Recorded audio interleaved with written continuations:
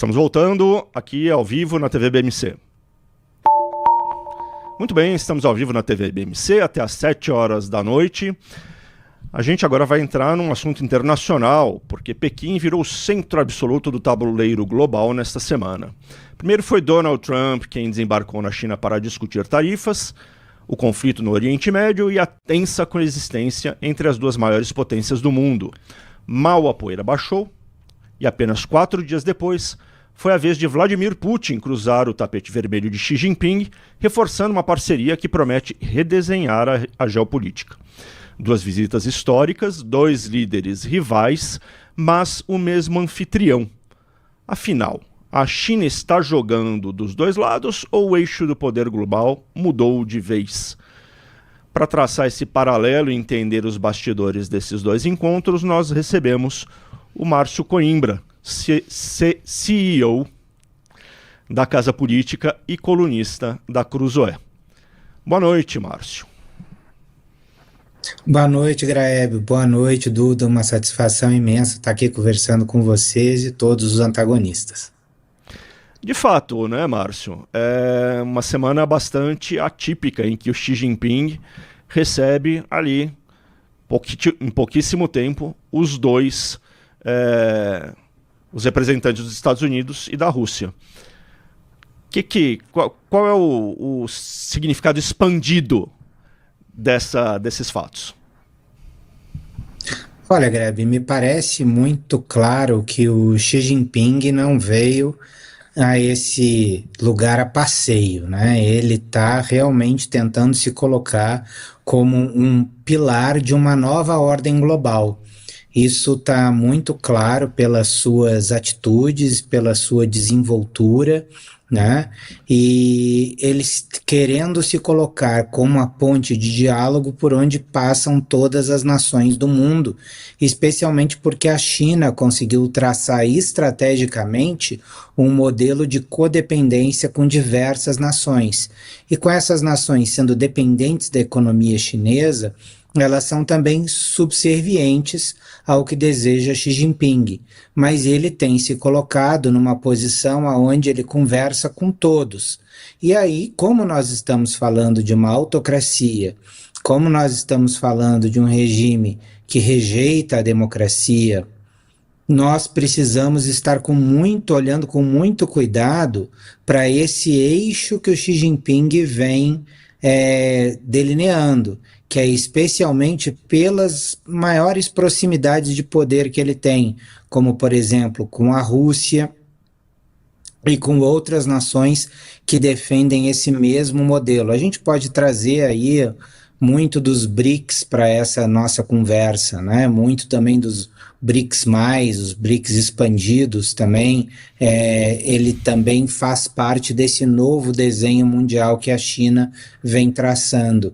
E realmente receber o Trump em uma semana e na outra semana receber o Putin faz uma diferença enorme para como o mundo enxerga a China, apesar de que ela não recebia um presidente americano há 9 anos, e esse foi o 45º encontro entre Xi Jinping e Putin. Márcio, parece que o Trump está aprendendo com o Xi, né? Porque o Xi recebe o Trump, na semana seguinte recebe o Putin. O Trump lá na Casa Branca recebeu o Lula, agora vai receber o Flávio Bolsonaro. Mas agora eu te pergunto... eu acho que ele aprendeu.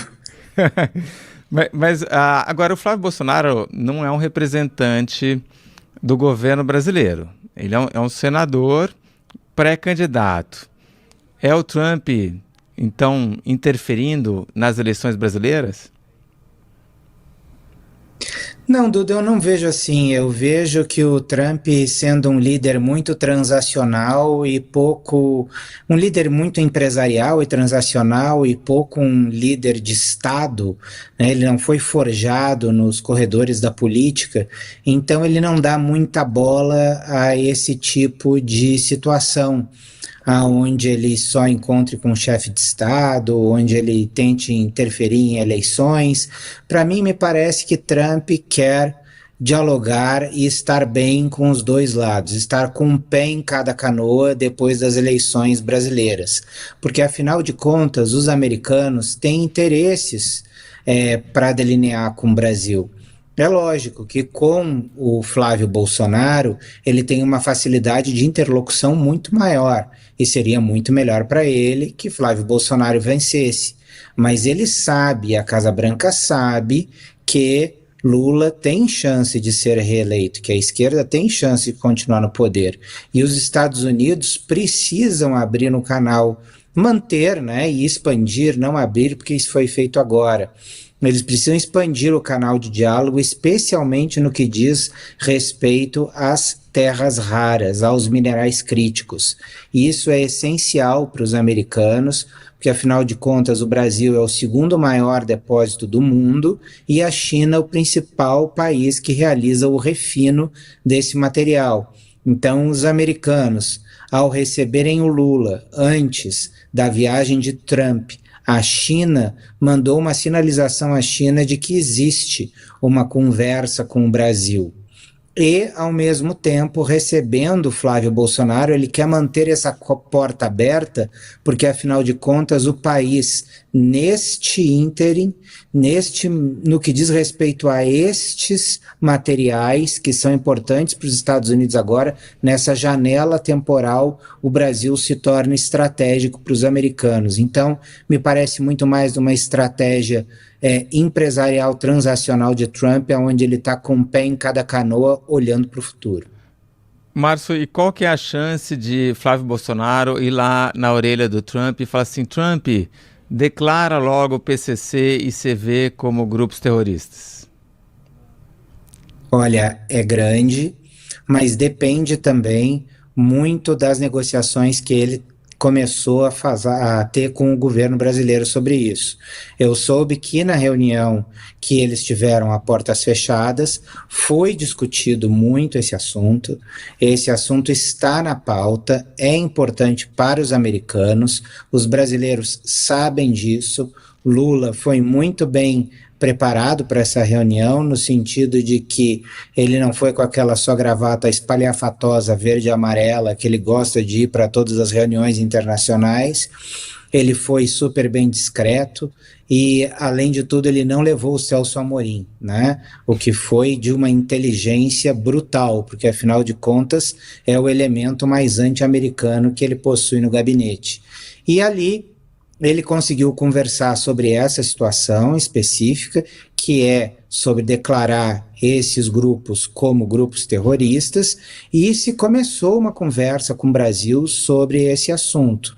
Eu acredito que Flávio Bolsonaro vai, com certeza, falar sobre isso, até porque pauta de segurança pública é uma pauta importante para o Flávio Bolsonaro, para tratar dentro da sua campanha. Mas, ao mesmo tempo, Donald Trump sabe que Flávio Bolsonaro pode perder. E aqui entre nós, né, vamos combinar que ele tem feito um esforço grande para isso acontecer nos últimos dias, né? Então, ele sabe que Lula pode vencer, e sabendo que Lula pode vencer, ele não vai dar um passo além daquilo que ele já negociou com o Lula, simplesmente por ter tido uma conversa, ou Flávio Bolsonaro ter soprado algo no ouvido dele. E Márcio, qual que é a chance, última perguntinha aqui, do governo Lula tentar boicotar essa reunião do Flávio Bolsonaro? Ela é grande, mas os americanos têm um canal de interlocução muito grande. Um deles foi eu que abri, que foi antes do Jair Bolsonaro assumir. Eu levei o Eduardo Bolsonaro ao Washington, apresentei ele ao Marco Rubio na época, né, e a alguns outros senadores, algumas pessoas, também levei ele à Casa Branca para conhecer o Jared Kushner, algumas pessoas do staff do Trump, e ele tem realmente, o Eduardo, ao longo dos anos, ele, trabalhou muito essa relação com o Marco Rubio, né? E agora o Marco Rubio é o secretário de Estado, então eu acredito que ali existe uma interlocução, uma influência. Tem essa questão de Cuba agora, que os Bolsonaros se colocam muito ao lado dos Estados Unidos, Então, eu não acredito que o Brasil consiga melar essa reunião. Acredito que os Bolsonaro têm interlocução direta com Donald Trump, direta com o Salão Oval e com membros sêniores da administração, e que o Brasil, que chegou lá meio que por uma... não foi nenhuma jogada diplomática, mas por apoio e esforço, né, dos irmãos Batista ali, que também financiaram a campanha do Trump e ajudaram Lula a chegar nessa reunião no Salão Oval. Me parece que do outro lado também existem amigos dispostos a conversar com Donald Trump a favor dos Bolsonaro. Então, eu acredito que por mais esforço que o Brasil faça para melar essa reunião, ela tem tudo para acontecer. Considerando que houve realmente esse convite, esse chamamento da Casa Branca, eu não vejo por que não acontecer e não vejo forma do Brasil frear esse caminho.